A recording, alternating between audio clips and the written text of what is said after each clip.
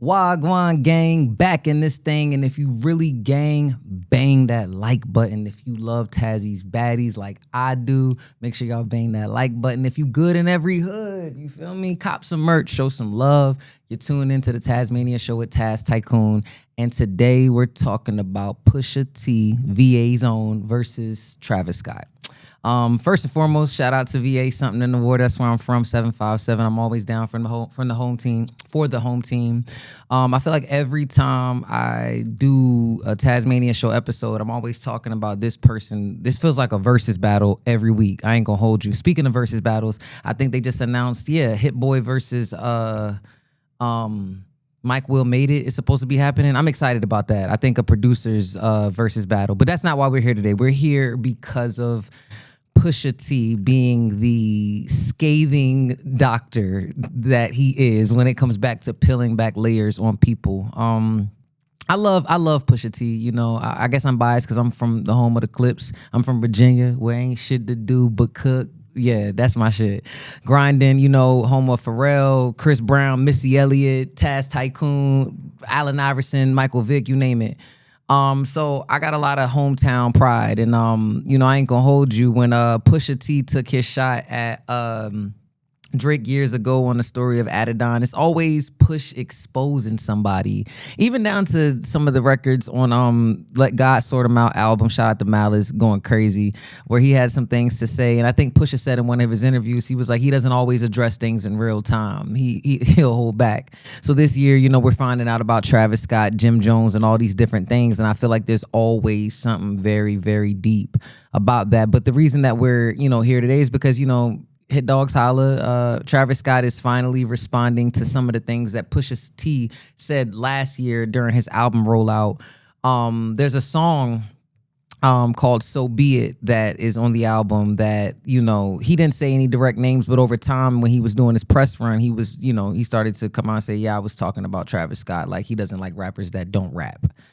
And it's very interesting because it's like, you know, ever since Kendrick decided to, you know, jump on that verse and do what he did, it's been real shaky. It exposed a lot of people that be playing for this team and playing for that team, a lot of code switching and stuff like that. And I think that that's what Pusha T was exposing, because from what I know about Travis Scott, he comes from the Kanye tree, the Pharrell tree. He's been in the mix, but then he's got songs with Drake. But you know that there's always been this long-standing feud between, you know, Drake and Kanye. So, you know, I think that it's him basically exposing who he thinks is the person that's creating all this chaos. But before we even get into the So Be It song, to take y'all back a little bit, when Sicko Mode dropped, I like Sicko Mode. I'm not gonna hold you, it's a really, really great song. Wait, was it Sicko Mode? It was Sicko Mode and it was Meltdown. I'm actually tripping. So yeah, Sicko Mode was more directed towards Ye, I feel. So you got Travis Scott, who's supposed to be a protege of like Kanye and Kid Cudi, and you do a song with Drake, and Drake is taking shots. Now, some people could say, well, Travis didn't know. Like, you know, and you can't be, you know, throwing rocks, hiding. You can't play both sides. That's real messy. But, you know, going back, I'm not looking at it like that. I remember when Sicko Mode came out, it was a really, really big deal. So fast forward, when Meltdown came out, it's frustrating when you really like great music, but then you thinking about where you come from. I'm team Pharrell till I die. Just want to let y'all know that straight up. I'm team Clips. I'm home team, homegrown, all of that, you know. So when it comes to anything in the rap industry, I'm always gonna, you know, have integrity and make sure that I follow, like, I have integrity and do what's right, but I'm always gonna play for the home team. So when I heard the song Meltdown, I liked the energy of the record. I ain't gonna hold you. But when I started to really pay attention to what he was saying, I'm like, who coming at Pharrell? Like, Pharrell? Of all people, are we Pharrell? You feel me? Like, I wasn't jacking that. Something in the Water, he's not that. I don't know. I've heard a lot of people, Swiss Beats, a lot of people have said Drake Common has said a lot of slick things over time. And I guess people are now finally addressing it. But the thing that caught me on the Meltdown verse, I'm just bringing it up for context purposes before I go into the So Be It verse. But Drake said, in reference to Pharrell, he says, I melt down the chains that I bought from your boss. Give a fuck about all that heritage shit. Since V not around, the members done hung up the Louis. They not even wearing that shit. Don't come to the boy about repairing some shit. Don't come don't come to the boy about sparing some shit. You lucky that Vogue was suing because I would have been in with the Wasses. Wait, what's that? My bad. Okay, you lucky that Vogue was suing because I would have been with the Wasses in Paris and shit. So I didn't even realize that he mentioned suing. Yeah.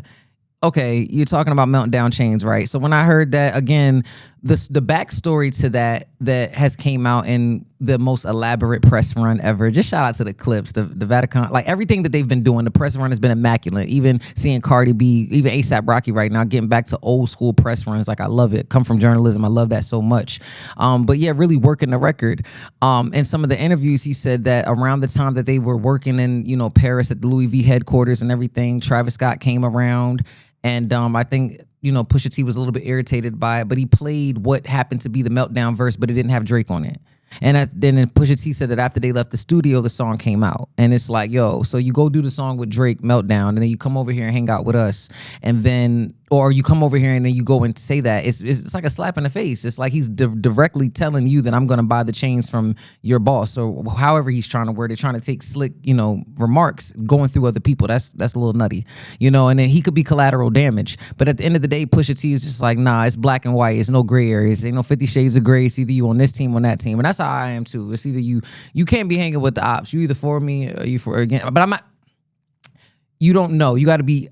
You can't make everybody's beef your beef, pause, but you got to be cognizant about who you hanging around. For example, they said that about like Dave East on the Let's Rap About It podcast. Like, how could he go to the Max B release when Max B, shout out to Max B, you know what I'm saying? Ever since you left me, I went deaf on a bitch. That's my shit. Shout out to French Montana. I love that song. But yeah, just, really knowing who's in your circle and being able to expose that. And what I love about it is that although that the Let God Sort 'Em Out album was amazing, like I know they're going to win a Grammy. I'm counting it. Like it was just so beautiful. I thought when Pusha T dropped Daytona and he had, I think it was Daytona if I'm not mistaken, when he had Kanye produce half of it and Pharrell produce half of it, it's like coming from that tree for Tiana Taylor too. That's rare. When you really think about Virginia and thinking about Pusha T having his album produced by them both and then bringing his brother back and then doing this amazing body of work top to So Be It, POV, like it's so much. Like that album is so timeless and classic. It is the best classic album ever. But so the way that Pusha T got back on So Be It, I guess in regards to mentioning what he had seen is and I didn't know at first who he was talking about when the song first dropped, but Pusha T said, you cried in front of me, you died in front of me, Calabasas took your bitch and your pride in front of me, heard Utopia had moved right up the street, but her lip gloss was popping, she ain't need you to eat, the net gon' call the way that they see it, but I got the video I could share and AE it. That's a bar, because share his day in AE. Like, and come on, dog, that was fire. Shout out to you, Pusha T. They wouldn't believe it, but I can't unsee it. Lucky I ain't TMZ it. So be it. This is culturally inappropriate. There's a lot of receipts coming out. People got videos of Jim Jones in the cold. I know that's another topic, but I am gonna be talking about Jim Jones because every week is somebody versus Jim Jones. But yeah, so be it. Crazy. Crazy like that everything is coming out. But basically, Travis Scott recently did an interview where he was touring around a mansion. And another thing too, right when that verse came out, I think Bun B got out there, Houston, to defend Travis Scott and told Pusha T, beware. And I think that the disc came back on the Jack Boys album and he was like, I'm really pushing T's. You are. He is. Travis Scott, Cactus Jack, the kicks, the merch, all of that. But that wasn't it. And so I guess what's making it look weird is that you tried to diss Pusha T a couple months ago, but now coming back and saying that it's not what it is. I don't know. The code switching, people switching up, saying, I don't know, like we're in very sticky times and everybody's not standing on what they said, down to the CEO of Twitch saying that he didn't say what he said on live stream. Like people are lying in 4K on live stream and standing on it. You know what I'm saying? If you're going to say something, stand on it, with the lyrics and everything. But I don't know, man. I would say who y'all got in this Pusha T versus Travis Scott, but it really ain't nothing too much there. I don't know how this is going to play out, but Pusha T exposed that Drake had a kid, and he said, you lucky I ain't TMZ it and Sharon AE it. I just pray that from what I know about Pusha T, he don't tread lightly and he's unscathing and he don't care. Shout out to him. He has another baby on the way, him and Virginia, his wife. Shout out to them. I just saw the baby shower at the museum, at the Contemporary Art Museum in Virginia Beach. So shout out to them. His VA is something in the water.